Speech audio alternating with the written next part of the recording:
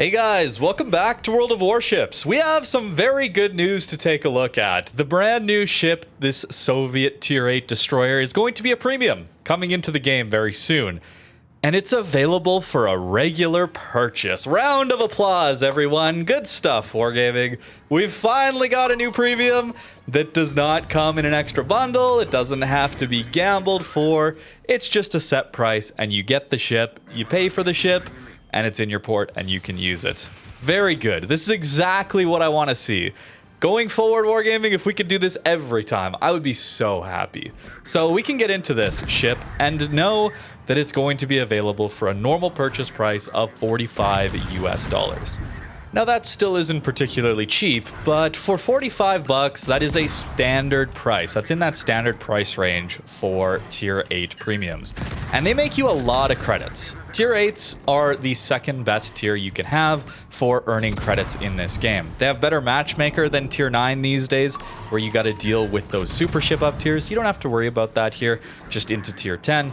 And this ship is particularly powerful. Starting off with a full up tier here into Tier 10s, we only really have a rune here on our flank, and we're dealing with an enemy sub, an enemy destroyer, two enemy DDs really, Stalingrad, Bismarck, Yamato.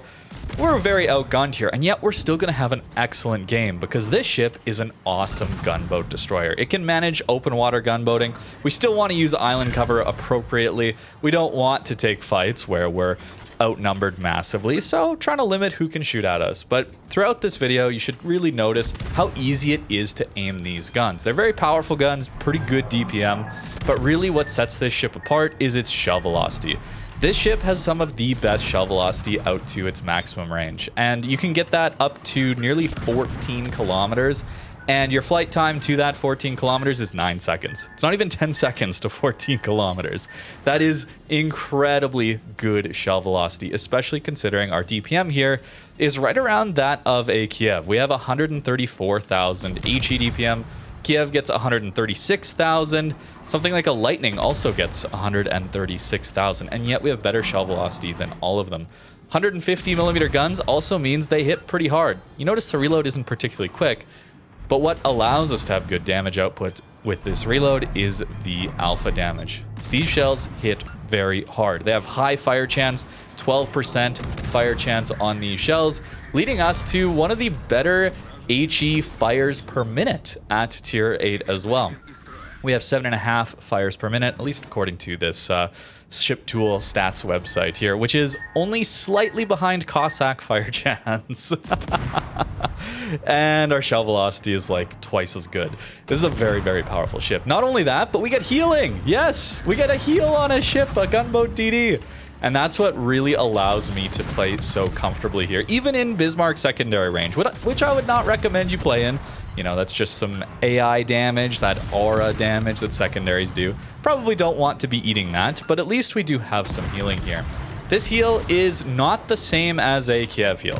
Kiev heals you 14% of your HP over 28 seconds, where this ship gets a 10% heal over 10 seconds. So it's a little bit less healing total, but you get it very quickly. And because of that, you can deal with burst damage incoming to you very well, alongside getting you effectively to your next heal that much faster. You don't have to wait that extra time for your heal to finish, and then it goes on a cooldown.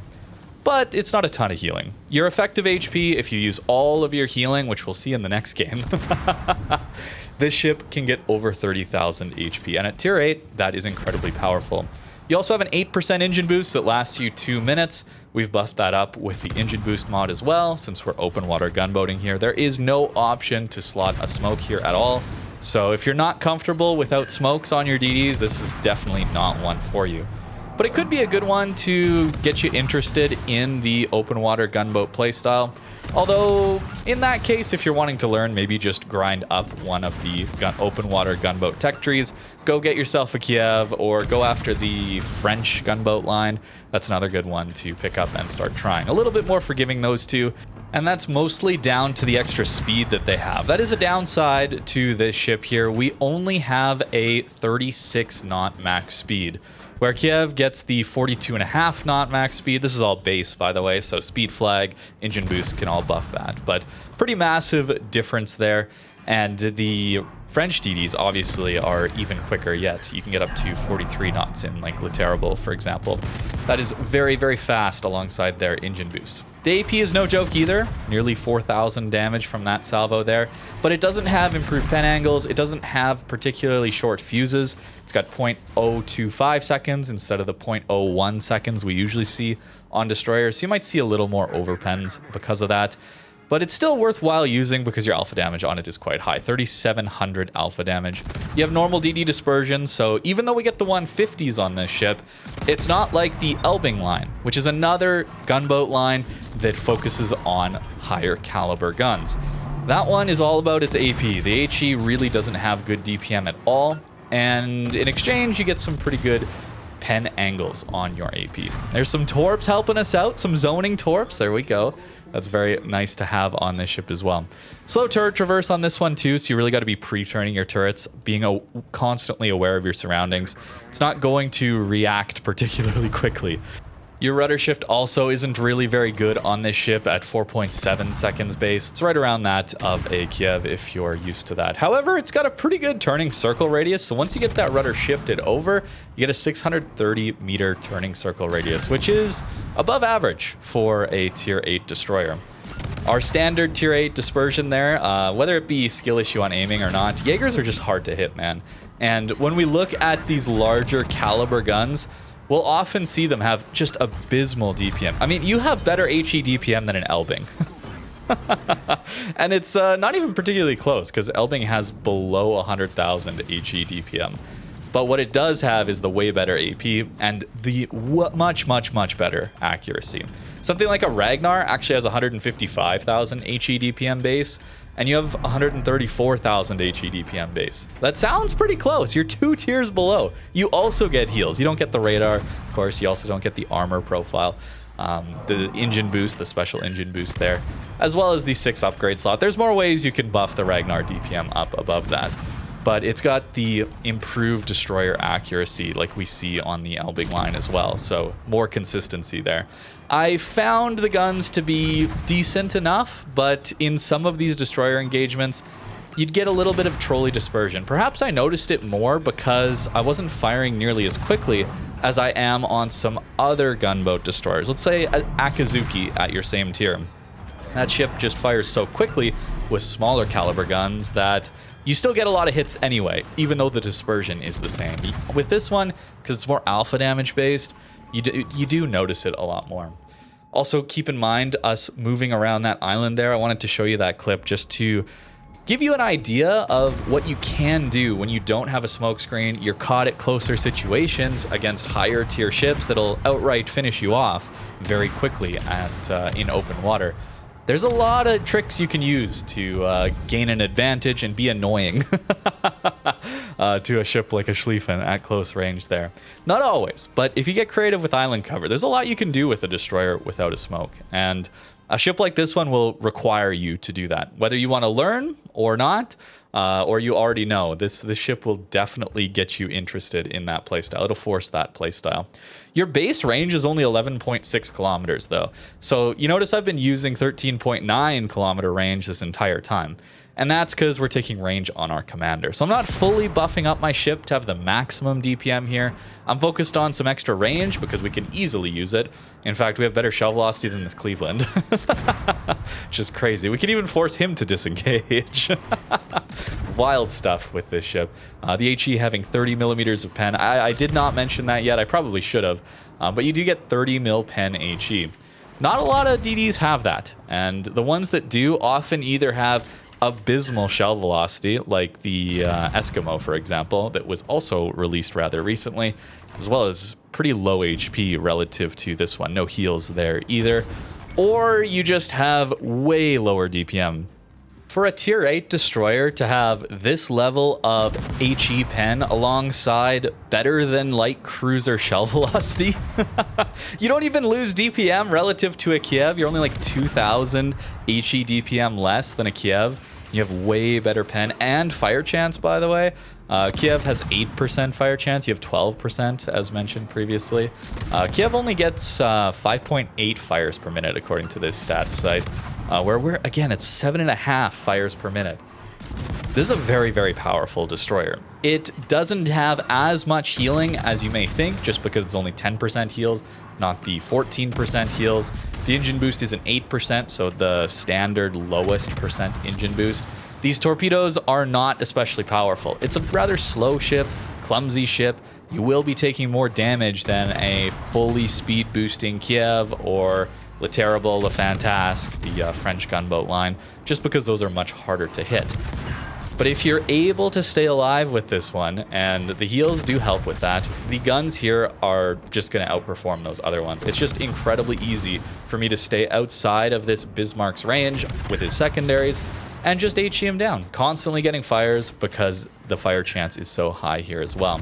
We get ourselves into a bit of a bad position. This enemy destroyer did a very smart thing by sneaking up as close as he could get to us, smoking up before he gets spotted, so I never have a good idea to blind, or like a good position to blind fire him, and then uses his friendlies, the Edinburgh, the Bismarck, mostly the Edinburgh here, to keep me spotted because I was firing, and he got a lot of free damage into me.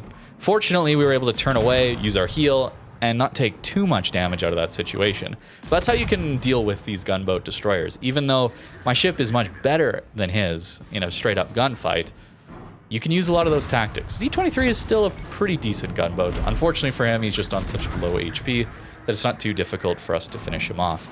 This game is not going particularly well for our team. We're gonna have to fight an Edinburgh and a Bismarck here, maybe even the carrier yet. And we just have an Aoba backing us up for now. Yet, we're going to live quite a bit longer, I'll tell you that much. This ship can just continue firing forever, man. When I was playing the Eskimo or the Blys 44, there was a couple gunboat DDs that were released rather recently that did not have heals. And I know I shouldn't talk about as much of the ship in testing. Not that I played them in testing, but those two ships, when they were being tested, did have heals. And I think it's really important to notice that this ship retained its heal, and it still has incredible guns. In fact, I would say this has much better guns than an Eskimo. The Blys 44 is very different because it's AP only, but Eskimo and this ship both get 30 mil pen, they both have HE and AP. This one just gets the better tool set, the better skill set here with the heal, as well as having the way better shell velocity, so it's really easy to hit targets at those longer ranges. The downside, though, if we are comparing to Eskimo or a lot of the other destroyers at your tier, is going to be your concealment. It's a lot better than Kiev still. We get 7.1 with this build, which is not taking concealment on the commander, so I could make it a little better. But the base detect is 7.9 kilometers, which then we can further buff. But something like the Eskimo gets way, way better. That one gets down closer to 6 kilometer detect at its best, where this one would be closer to 7 kilometers at its best. So a lot worse. But because you're a gunboat, we don't care quite as much. Because we have the heals, we don't quite care as much. This Bismarck is going to prove himself to be very accurate with his main guns. So we're taking a lot of damage here in this turn, and yet we're still able to heal it back. For me, heals just make gunboat DDs. The only time I really feel comfortable in a gunboat DD without a heal is when it's the French gunboats, because they have that crazy saturation gimmick where as they get lower on HP, suddenly they just start taking almost no damage.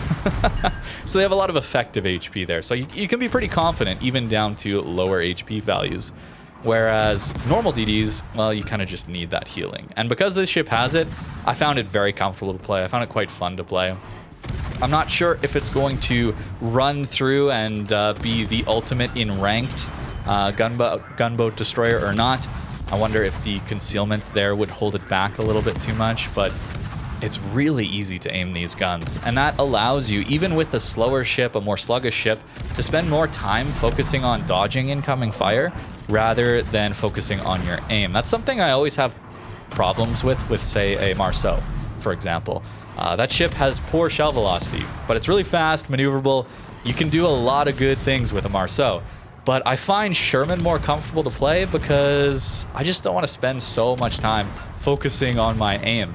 And a ship like this one feels a lot more like that, where I don't have to worry so much about my aim because it's so easy to lead these shells. I can focus more on positioning my ship and trying to avoid as much damage as possible. It's hard to with these secondaries. You can see why we definitely want to stay outside of secondary range, but we do manage to take out, or help take out the Bismarck, the Mets there.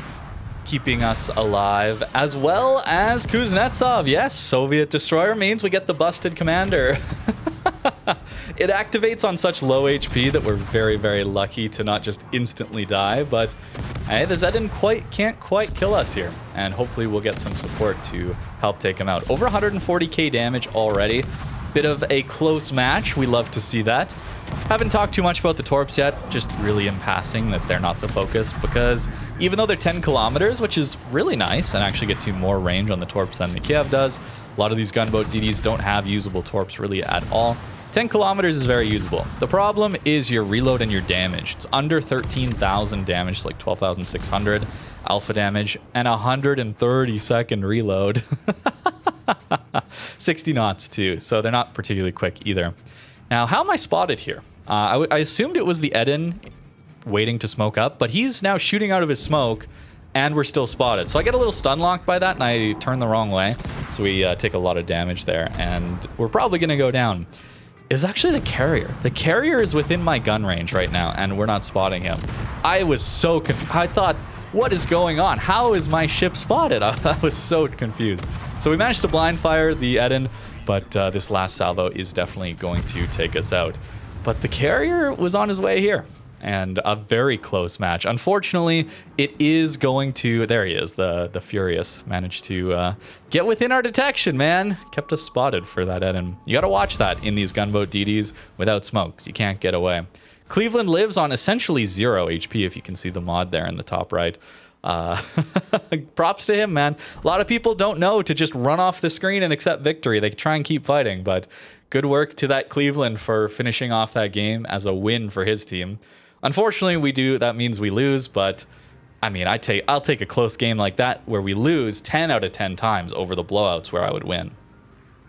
And I probably should have mentioned this earlier, but your turret angles are a little bit awkward, especially forward. To fire everything, you got to go 40 degrees broadside, so a little bit uncomfortable, but 35 degrees when kiting, which is typically where you're going to be when you're in that open water position.